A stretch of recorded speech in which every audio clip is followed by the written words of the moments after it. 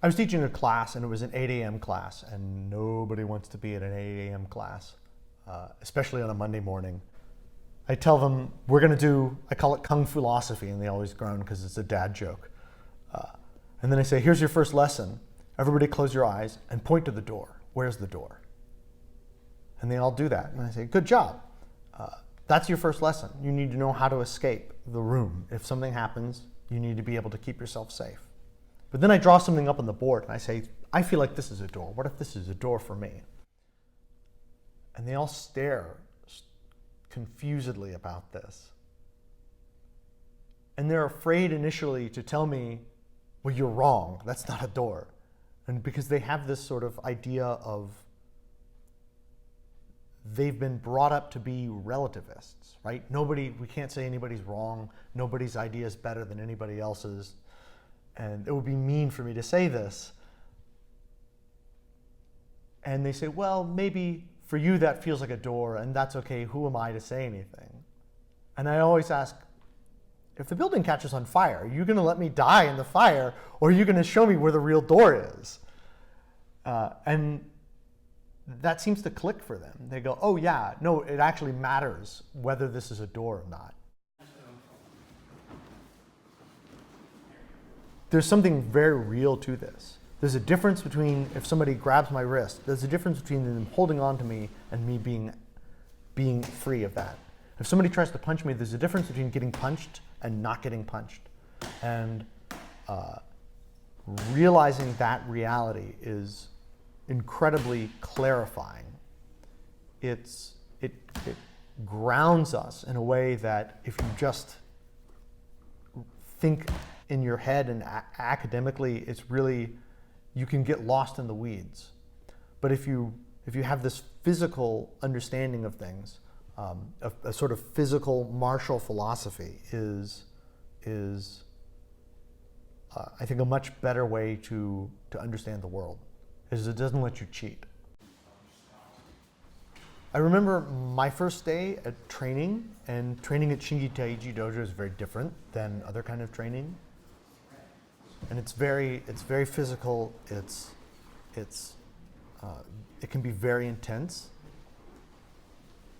and it's unusual. So you're not going to see a lot of stand in line, move your hands like this, stand over here, because we are interested in activating the natural instinct we have to survive, and our ability to protect ourselves and others. We are interested in activating that rather than just going through a set of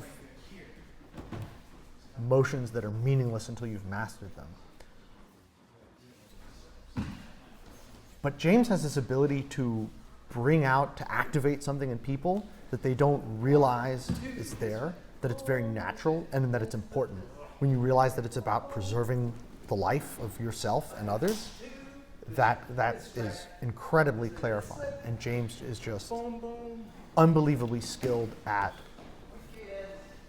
never letting you forget that and making that a very natural part of the training. This way, and this way.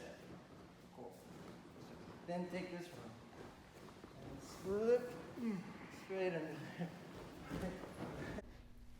Jason is a thinker.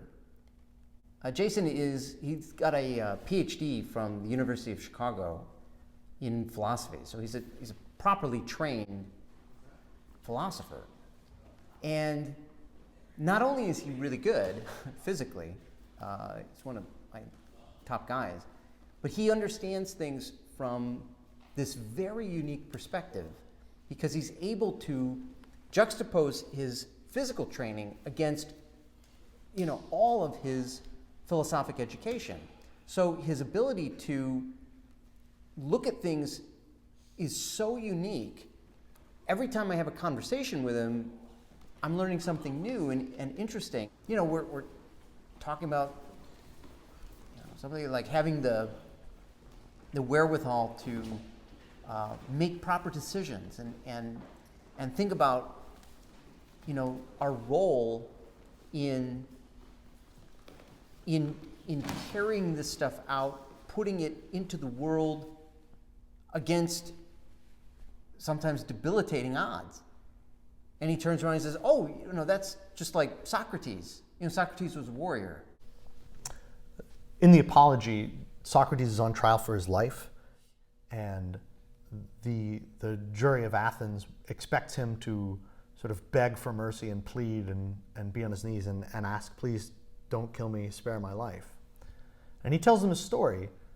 He was a warrior, and he fought in the army, and during the reign of the 30 tyrants, they told him to go round up people because they were putting their enemies to death. And he told them, no, I'm not going to do that. And so he just left and went home. And by doing that, he was putting his own life at risk. They could have killed him. They could have found him, and he would have been one of the enemies. But he said that it's not worth it, and then he'd risk his life for that rather than do something he thought was immoral.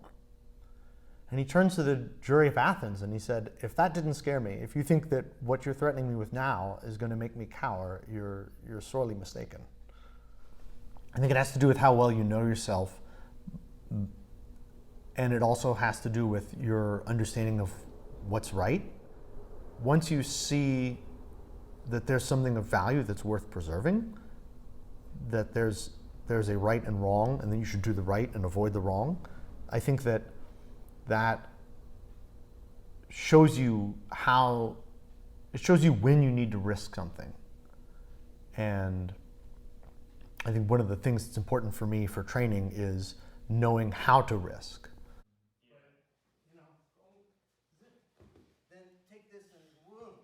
And I read this line in Hatsumi's book. He said, people train for different reasons. Some people train because they want to be intimidating, and some people train because they want to have good taijutsu, and some people train because they want to have a good heart.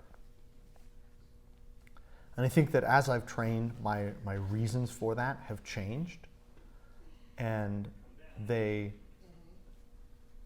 other reasons haven't gone away. I still train because I want to keep myself and others safe, but it feels like I'm juggling it almost, because I realize that those are tied together. I can do that by having good taijutsu, but I can really only have good taijutsu when I have a reason for it, and that reason has to be something that has real value, that it makes me reflect ethically on how I should treat other people.